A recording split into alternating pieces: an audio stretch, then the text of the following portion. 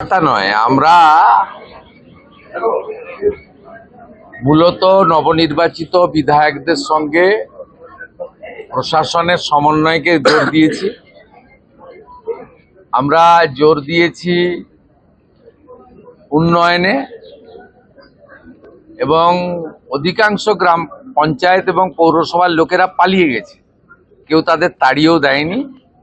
ওদের মধ্যে দুটো গ্লানি কাজ করছে, একটা হচ্ছে ছাপ্পা মেরে জিতেছে তো মানুষের ভোটে যেতে, আর দ্বিতীয় হচ্ছে আবাস যোজনা থেকে শুরু করে ঠিকাদারদের কাছ থেকে এত অগ্রিম নিয়ে রেখেছে যে বিপর্যয়, রাজনৈতিক বিপর্যয়, টাকা ফেরত দিতে হবে, সেই জন্য পালিয়েছে ওরা। কিন্তু পঞ্চায়েত পুরসভা বন্ধ থাকার জন্য সাধারণ মানুষের অসুবিধা হচ্ছে। আমরা আজকে বলে দিলাম যে পঞ্চায়েতে সচিব আছে, সচিব কাজ করবেন, পঞ্চায়েত অফিসকে অচল করে রাখার কোনো অধিকার কোনো ব্যক্তি বা কোনো দলের নেই। পঞ্চায়েত সমিতির তো এক্সিকিউটিভ অফিসার হচ্ছেন বিডিও, তিনি কাজ করবেন। আমাদের সমস্ত স্কিম চালু করতে হবে।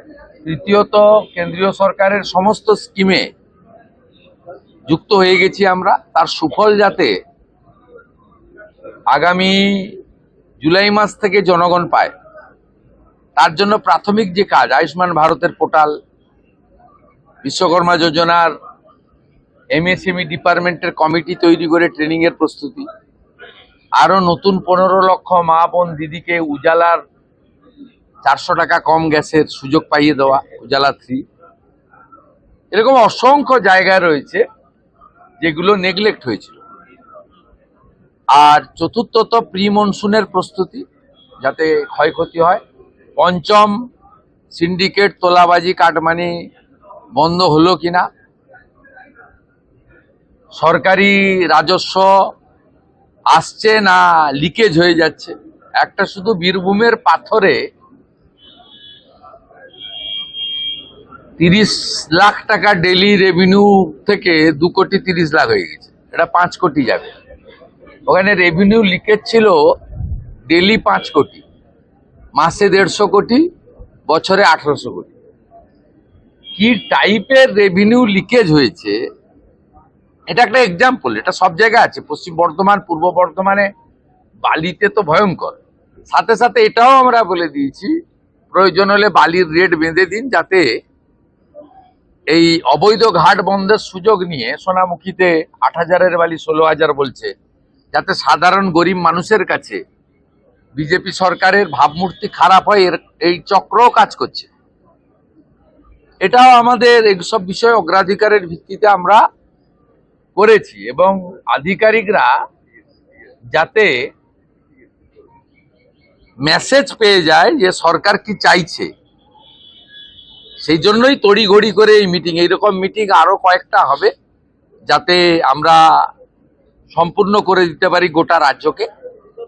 এবং আজকে আমরা এখানে এই জোনে মোট 57টা সিট রয়েছে।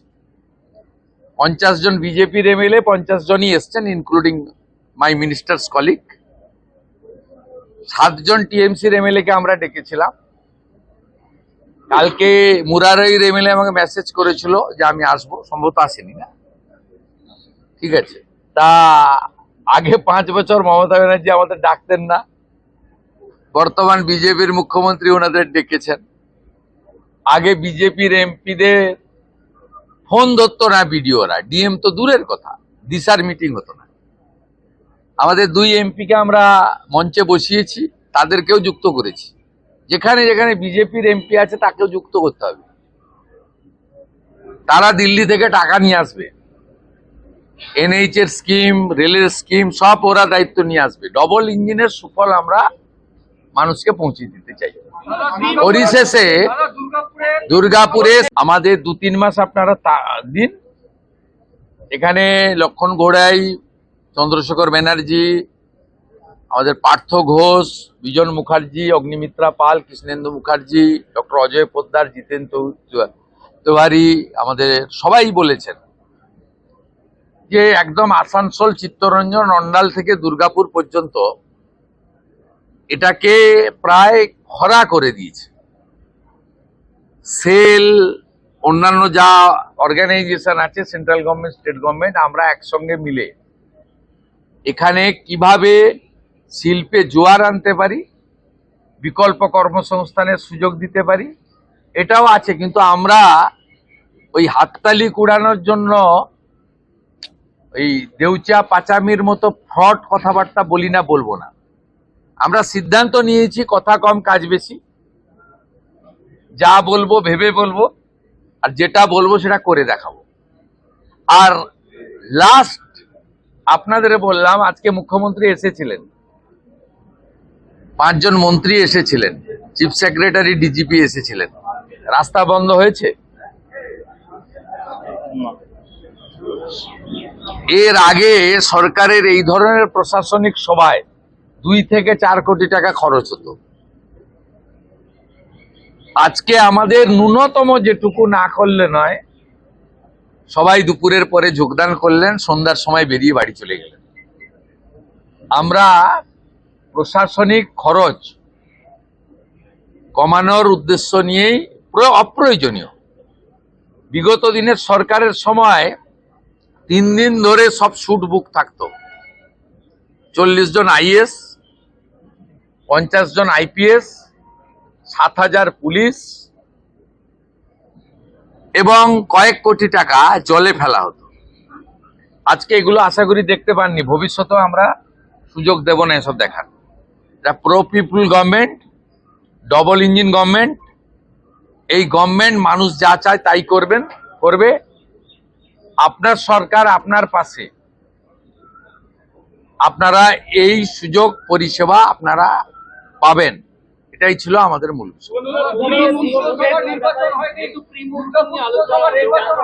আমাদের ইতিমধ্যে নবান্নতে ডিবিসির চেয়ারম্যান আইএস সুরেশ কুমারকে রেখে মিটিং হয়ে গেছে, কোঅর্ডিনেশন মিটিংও হয়ে গেছে। আমরা 5টা জোনে ভাগ করেছি।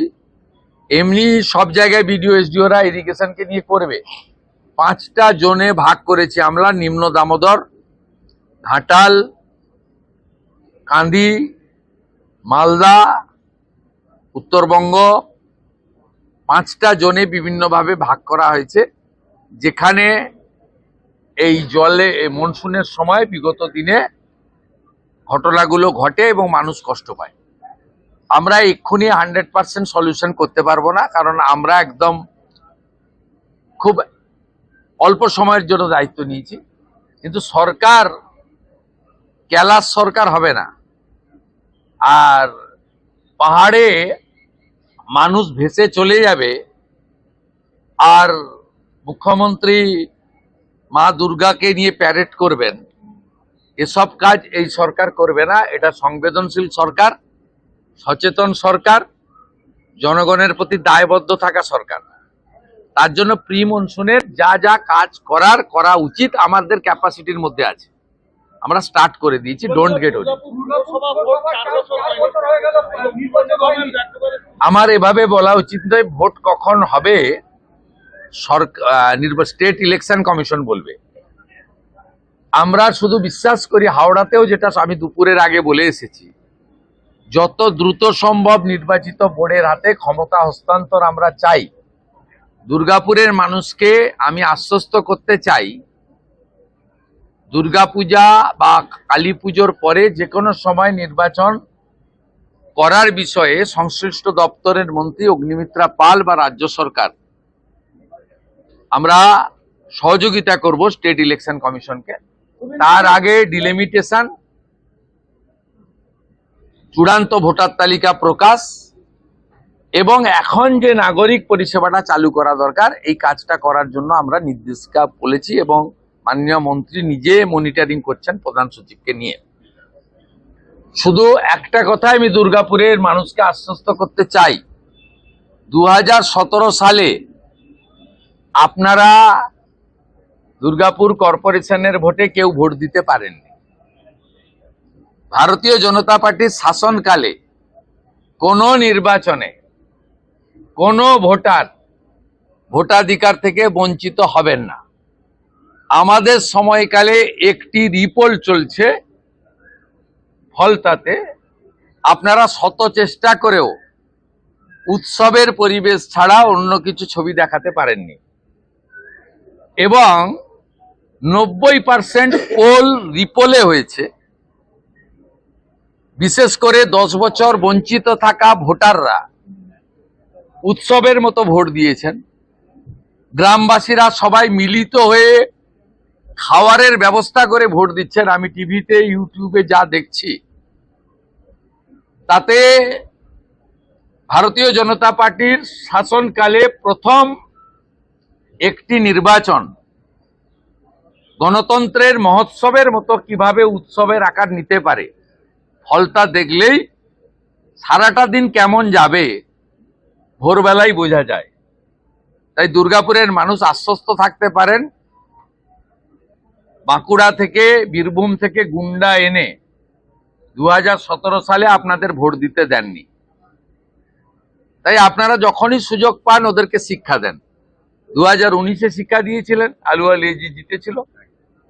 2021-এও আপনারা একটা সিট জিতিয়েছিলেন, আর একটা সিট খুব ক্লোজ 2000 না 2500-এ আমরা লস করেছিলাম। 24-এও দিলীপ দাকে লিড দিয়েছেন এখান থেকে দুটো সিটেই। আর এবারে তো একজন 38 একজন 32, একদম হাত খুলে ভোট দিয়েছেন। साफ नहीं पवन जी, पूरा साफ कर दिया।